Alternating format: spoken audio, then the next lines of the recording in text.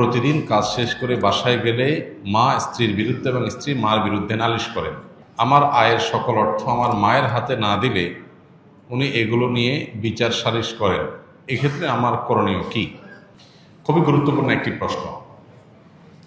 আমাদের সমাজ এবং পরিবারগুলো দিন দিন ভয়াবহ থেকে ভয়াবহতর হয়ে উঠছে।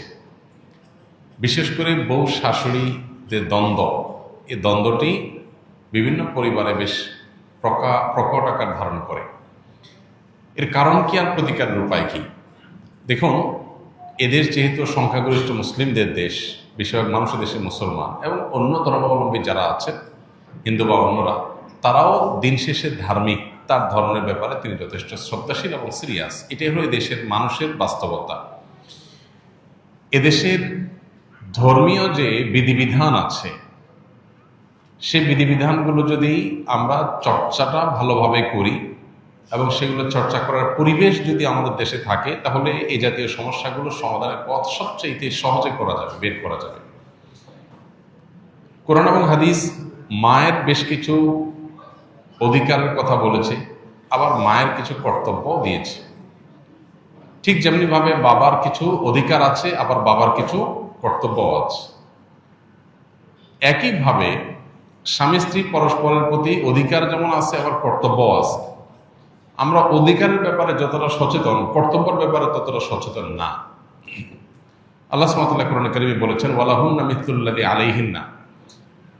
মেয়েদের কিছু অধিকার যেমন আছে নারী হিসাবে, আবার তাদের কিছু কর্তব্যও আছে। অতএব যেমন কর্তব্য আছে, অধিকারও তেমন আছে, দুইটাই আমাদেরকে খেয়াল রাখতে হবে।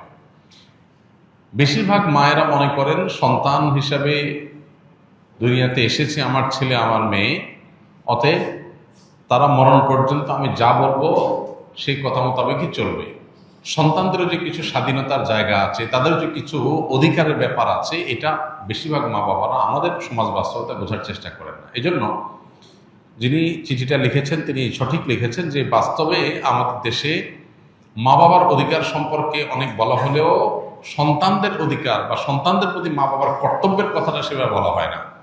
আলহামদুলিল্লাহ, এই বিষয়ে আমাদের একটা দীর্ঘ ভিডিও অনলাইনে আমাদের ইউটিউব চ্যানেলে, অন্যান্য সোশ্যাল মিডিয়ার প্ল্যাটফর্মে আমাদের আছে, যেখানে আমরা সন্তানের প্রতি বাবা মার কর্তব্য বা সন্তানের অধিকারগুলো কী কী সেগুলো আলোচনা করেছি এবং এগুলো আলোচনা আরও বাড়াতে হবে। সন্দেহ নেই যে সন্তানের অধিকারের তুলনায় বাবা মার অধিকার বেশি, এই জন্য সে আলোচনাটা বেশি হবে, এটা অস্বাভাবিক নয়। কিন্তু